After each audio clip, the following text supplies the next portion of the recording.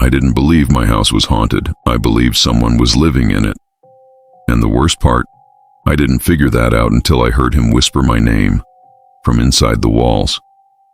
I moved into the house in late October, not because I wanted to, because it was the only place I could afford. It sat at the end of a narrow dead-end street in rural Ohio. No neighbors close enough to see your porch light flicker. No street lights. Just trees and silence. The listing said, cozy 2-bedroom home, quiet neighborhood, recently renovated. What it didn't say was that the house had a crawl space beneath it instead of a basement, and that the access door to that crawl space was in my bedroom closet. I didn't think much of it at the time, until the scratching started. The first night was normal. Second night, I heard something. Not loud, not dramatic, just a faint scraping sound beneath the floorboards, like wood shifting. Old houses make noises, I told myself. Third night, it happened again. Longer this time. Drag. Pause. Drag. It was coming from directly under my bed. I lay there frozen, staring at the ceiling. Probably rats. Yeah. Rats. That explanation worked for about 2 days. On Friday morning, I noticed something strange. The kitchen cabinet under the sink was open. I always closed it. I live alone. I have OCD-level habits. I close things. I lock things. I double-check things. But it was wide open. I shrugged it off. Maybe I forgot. That night, the scratching came back. Except this time, it didn't sound like scratching. It sounded like movement. Like shifting weight. Slow, careful, intentional. I grabbed my phone and turned on the flashlight. Silence. I held my breath. Nothing. Then, a soft thud from the closet, from inside the closet, where the crawlspace door was. The crawlspace door was small. Wood. Panel painted white. It blended into the wall behind hanging jackets. I had never opened it. Didn't want to. But now it felt like something was pressing against it from the other side. I got up. Every step toward that closet felt wrong, like my body knew something my brain didn't. I slid the jackets aside. The panel looked normal, closed, but the bottom edge, it, had shifted slightly, just enough to see darkness inside, and something else, a smell. Not rot, not mold. Sweat, human sweat. I stepped back immediately. No. It's just your imagination. It has to be. The next morning, I called my landlord. He sounded annoyed. Probably animals, he said. Big animals? I asked. Raccoons, maybe. In the crawl space? It happens. I asked if someone could check. He said he'd send someone next week. Great. That night, I pushed my dresser in front of the closet. If something tried to come out, I'd hear it, or it wouldn't get out at all. I finally fell asleep around 2 a.m. At 3:17 a.m. I woke up to the sound of wood splintering. From behind the dresser, something was pushing the crawl space door. Hard. The dresser shook slightly, then stopped. Silence. I didn't move, didn't breathe. Then I heard it. A slow exhale, right behind the wood, not animal breathing, human breathing, close, too close, and then a whisper, soft, dry, cracked. Daniel. That's my name. I never told anyone in that neighborhood my name. I bolted upright. Who's there? I shouted. No response, but I heard movement. Retreating, crawling away. Beneath the floor, under my house. I grabbed my phone and called 911. Police came within 15 minutes. 2 officers searched the house, checked doors, windows, closets. Then one of them moved the dresser, opened the crawl space door, shined his flashlight inside. He was quiet for a long time. Too long. What? I asked. He looked at his partner. There are food wrappers down here. My stomach dropped.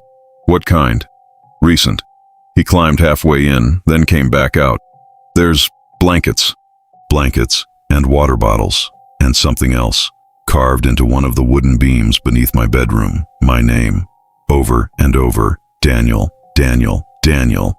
The officers searched the entire crawl space, but they didn't find him because he wasn't there anymore. But he had been living under my house for God knows how long.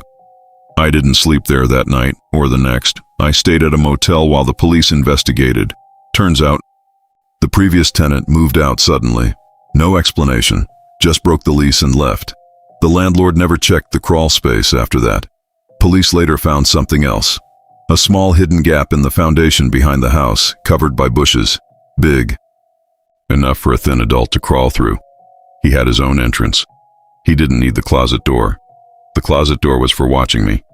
2 weeks later, they caught him. 3 streets away, trying to break into another house. He had no permanent address. No job, no ID, just a backpack. Inside it, photos, printed photos, of me, inside my own house, sleeping, cooking, watching TV, taken from inside the crawlspace vents. He had been there the entire time, listening, waiting, learning my schedule, and the night he whispered my name. Police believe he was testing something, testing whether I'd respond, testing how scared I was. I moved out immediately. The landlord tried to keep my deposit. I threatened to sue. He backed off. Never went back for the rest of my stuff, didn't care. Didn't want it. Because here's the part I didn't tell the police. The part I still don't understand. The photos they found, they were recent. But the one I saw, the one that keeps me awake at night, was older. In that photo, I was asleep in my bed, and standing beside me was him. Not crawling, not hiding. Standing, watching, smiling, and sometimes, when I wake up in the middle of the night, I still hear scratching. Not in the walls, but under the bed.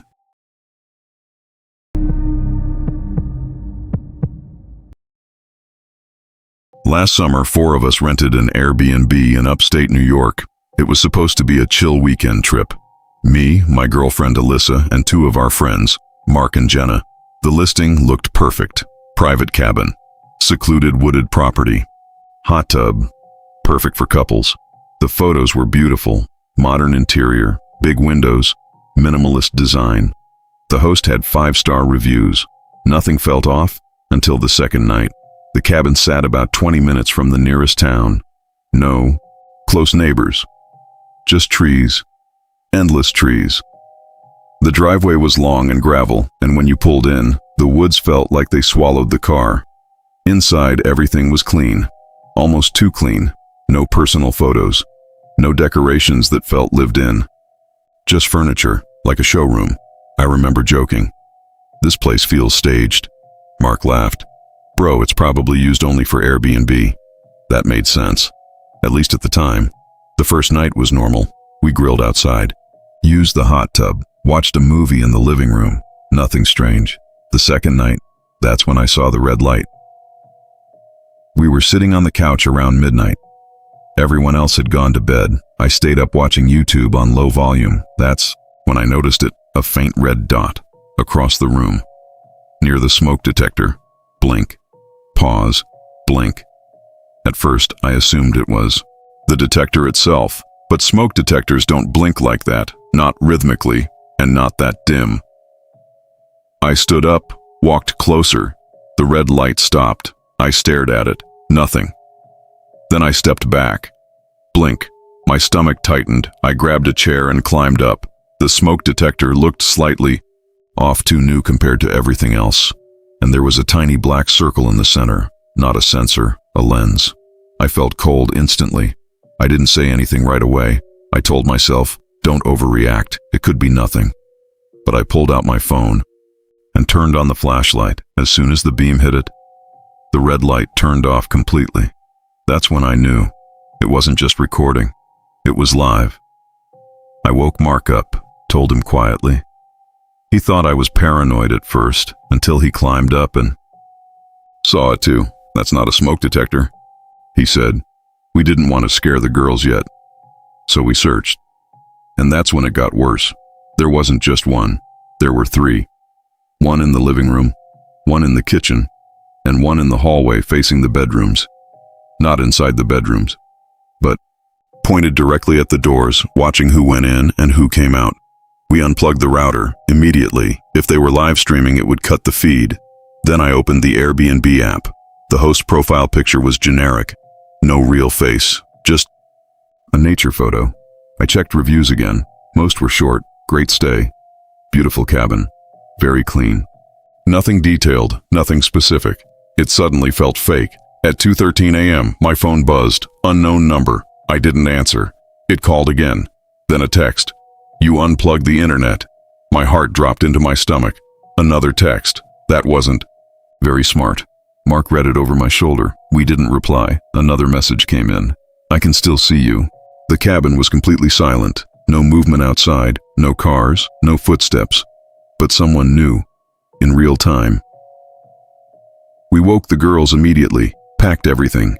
Didn't even argue. Didn't even debate. We were leaving. As we were throwing bags into the car, another text came through.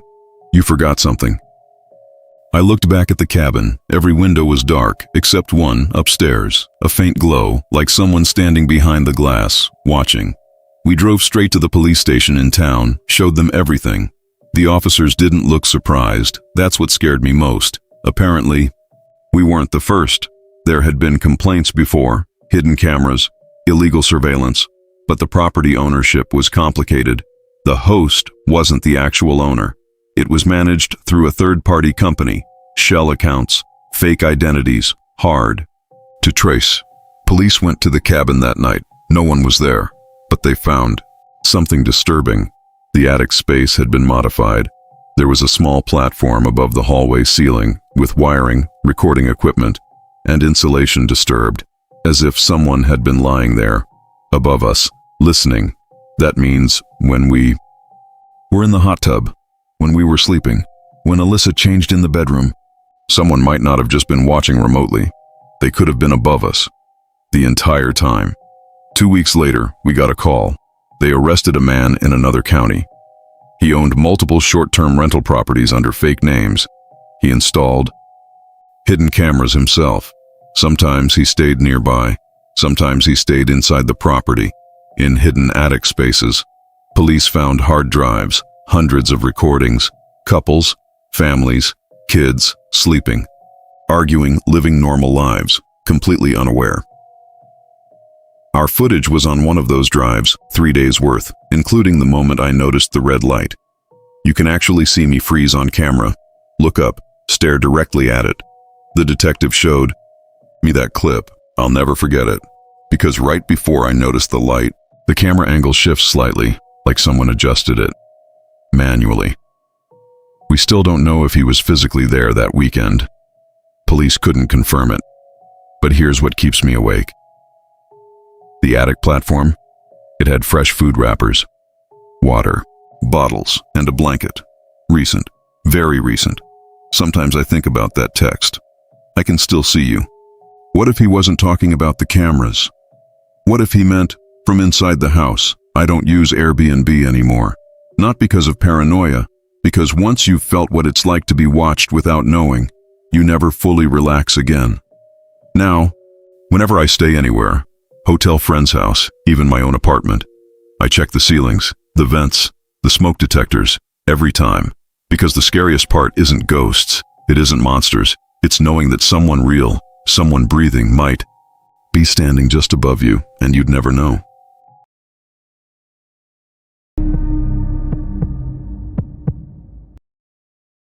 Three years ago, I worked night shift security at a small medical supply warehouse in Indiana. It wasn't glamorous, just 12-hour overnight shifts. PM to 7 a.m., my job was simple. Walk the building every hour, check cameras, make sure no one broke in.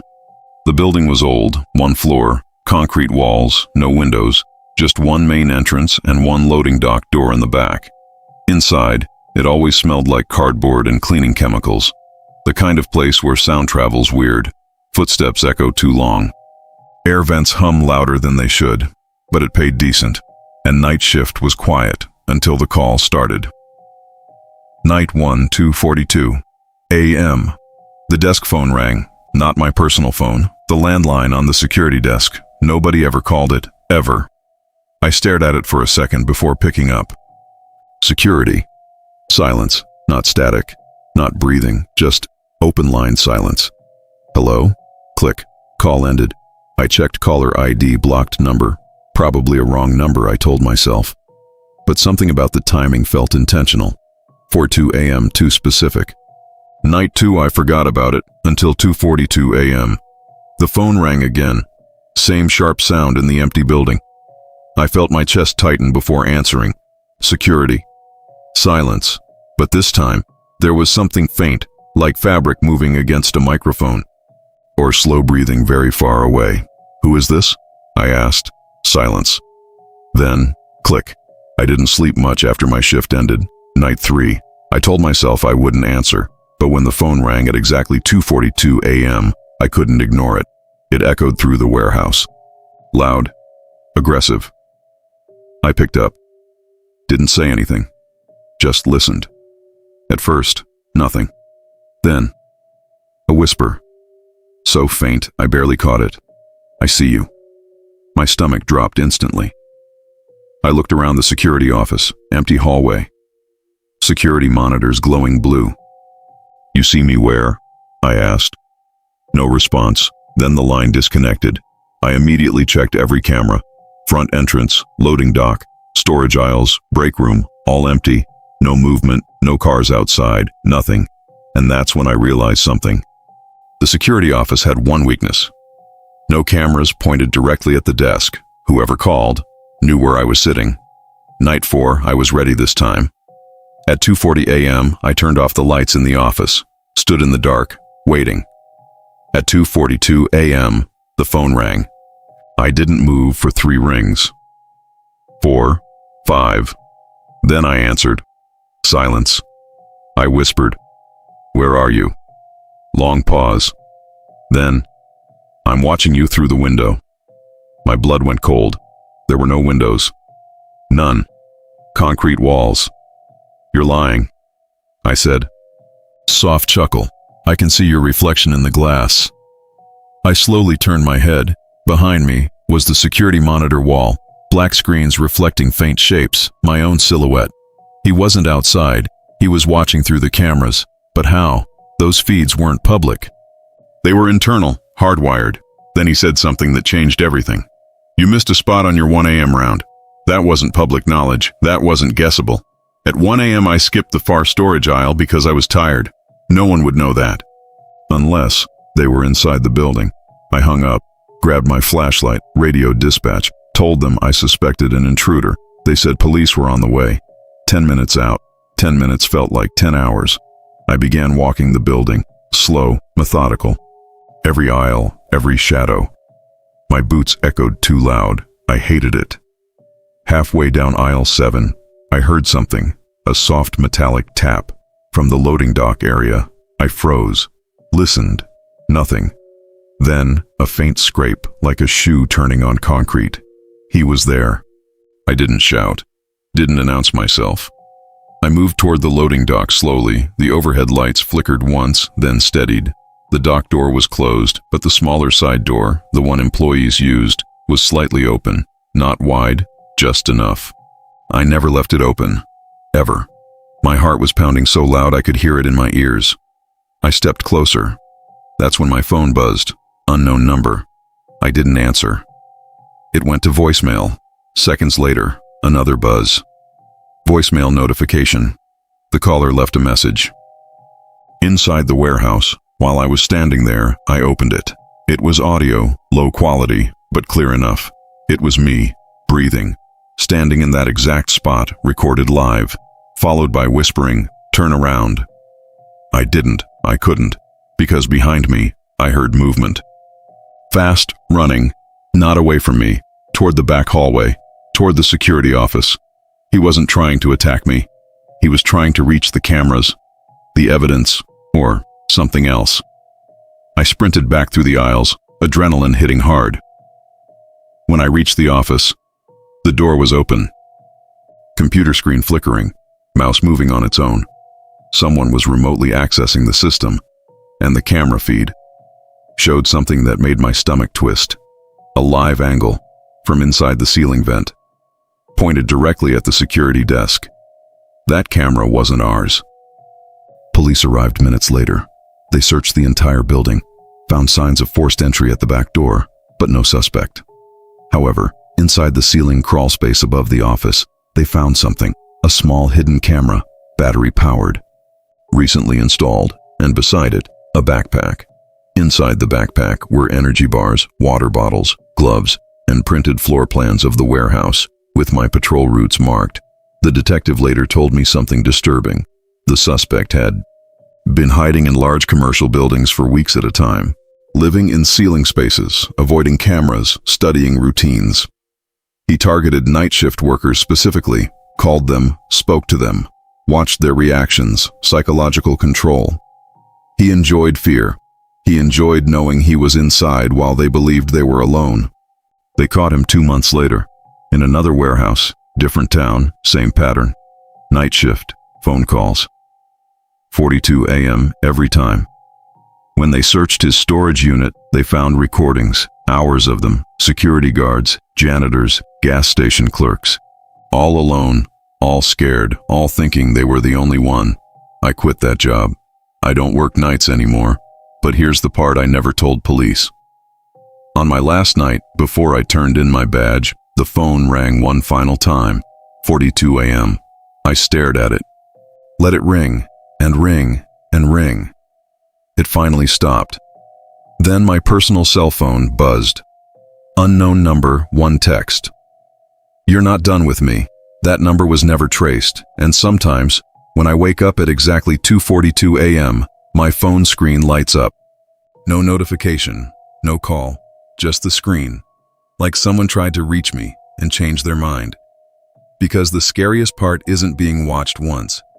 It's knowing you were studied, learned, timed, and somewhere out there, someone still remembers your routine.